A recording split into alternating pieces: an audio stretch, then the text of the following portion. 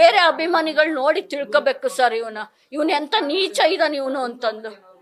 ಇವತ್ತು ಅವನಿಗೋಸ್ಕರ ಪ್ರೊಟೆಸ್ಟ್ ಮಾಡ್ತಾ ಇದಾರಲ್ಲ ಸರ್. ನನ್ನ ಮಗ ಎಷ್ಟು ಅವ್ನ ಫ್ರೆಂಡ್ಸ್ ಎಲ್ಲ ಬಂದು ನಿನ್ನೆ ನಮಗೆ ಸಮಾಧಾನ ಮಾಡಿ ಹೋಗಿದ್ದಾರೆ. ಅಂಕಲ್ ನೀವೇನು ಅನ್ಕೋಬೇಡ್ರಿ, ಯಾರು ಕರೆದ್ರು ಬರ್ತಿರ್ಲಿಲ್ಲ, ಅವನಾಯ್ತು ಅವ್ನ ಡ್ಯೂಟಿ ಆಯಿತು ಅಂತಂದು ಹೇಳಿ ಅವನ ಬಗ್ಗೆ ಎಷ್ಟೆಲ್ಲ ಇದು ಮಾಡ್ತಿದ್ರು. ಇತ್ತಿತ್ಲಾಗಂತೂ ಮದುವೆ ಆದಾಗಿನಿಂದ ಅವ್ನು ಎಲ್ಲೂ ಹೋಗ್ತಿರ್ಲಿಲ್ಲ ಸರ್. ಅವನು ಮನೆ ಆಯಿತು ತಾನಾಯಿತು ತನಗೆ ಒಂದು ಫಿಲಮಿಂದಾಗಲಿ ಏನೇ ಆಗಲಿ ನಮ್ಮ ಎದುರಿಗೆ ಏನು ಹೇಳ್ತಿರ್ಲಿಲ್ಲ. ಬೇರೆ ನಮ್ಮ ತಾಯಿಯರು ಫೋನ್ ಮಾಡಿದ್ರು ಹೇಳ್ತಿದ್ದ, ಇಂಥವ್ರು ಫೋನ್ ಮಾಡಿದ್ರು ಅಂತ ಹೇಳ್ತಿದ್ದೆ ಬಿಟ್ಟು ಏನು ಇದು ಮಾಡುತ್ತಿರಲಿಲ್ಲ.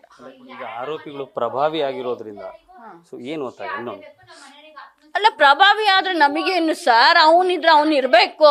ಪ್ರಭಾವಿ ಆಗಿದ್ದಾನೆ ಅಂತ ಕಾನೂನು ಬಿಟ್ಟು ಅಂದ್ರೆ ಅದು ಅವನಿಗೆ, ನನ್ನ ಮಗನ ಆತ್ಮಕ್ಕೆ ಶಾಂತಿ ಸಿಗಲ್ಲ ಆಯ್ತಾ.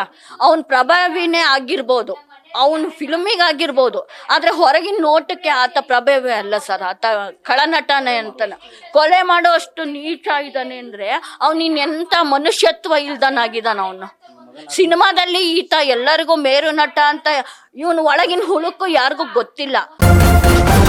ನ್ಯೂಸ್ ಫಸ್ಟ್ ನಿರ್ಭೀತಿಯಿಂದ ನಿಮ್ಮ ಪರವಾಗಿ.